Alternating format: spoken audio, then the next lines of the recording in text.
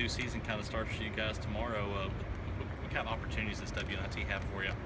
Oh, it just presents a lot. Just excited to be playing again. There's a lot of teams that are not playing anymore and having a chance to practice and just be able to get better. That's what we talked about at conference tournament when we lost, and so we're excited to have the opportunity. I think the team has put in the work to put us in a position where we could be able to have a chance to play again. Just really excited to be at home. Being a young team, does that make the opportunity even bigger for you guys to have the extra practice and also have some extra situations where the girls are in tournament play? I think the most important thing is that you always want to continue to have an opportunity and a chance to go out in your season on top. And so, it didn't end the way we wanted it to end, in the conference tournament.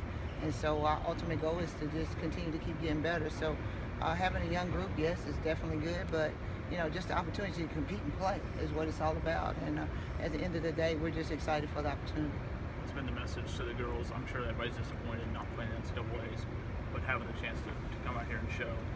I think disappointment definitely, because that's what we have set this program and our standards where we want to be. But at the end of the day, I've said this for the past month. We're 24-6. We were 30-5 last year.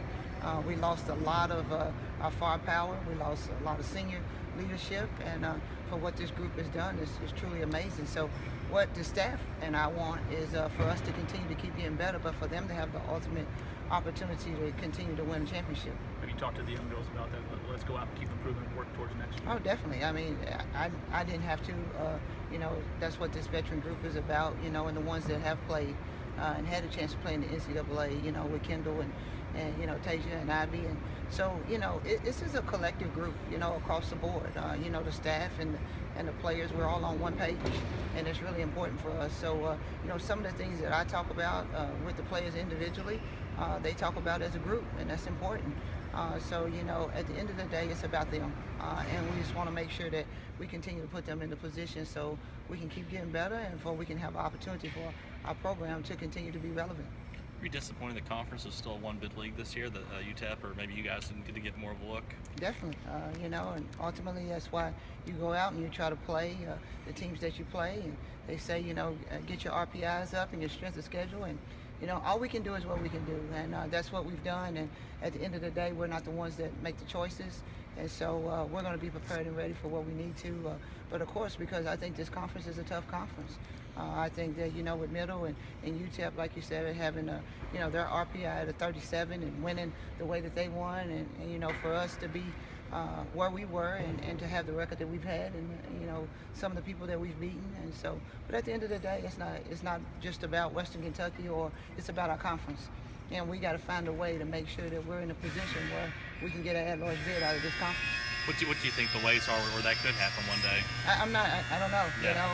And that's something that when we get to spring meetings and we get as a coaching staffs and ADs and all of that, we have to put our brains together and everything else so we can make sure that we're in a position to be able to do that in the future.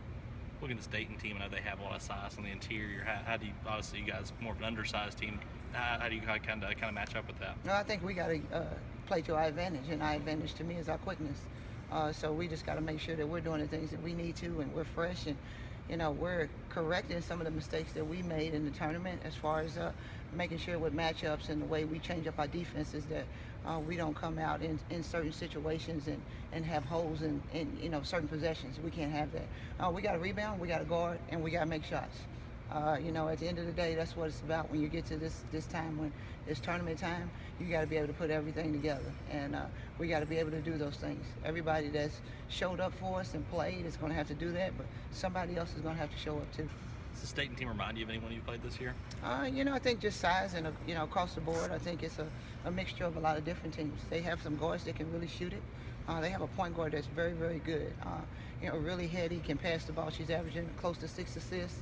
And so, and they have kids that can shoot it, and the bigs on the inside. So we're going to have to make sure that we follow our game plan and follow our game plan to a T. And but I'm looking forward to it. I know our players are, and we're excited. Folks may be a little bit, they were 14-14 this year, but yeah, really, really good last year. Oh, and across the board, not even last year. You look at it, the history, Jim Jaber's done an unbelievable job there. That program has always been NCAA, top 25, They, I think, suffered an injury, probably like we did this year, and you just never know. So don't look at 14 to 14, please. You look at Atlantic 10. I think they got 3 teams into the NCAA, so it says a lot about that conference and where they're coming from. So.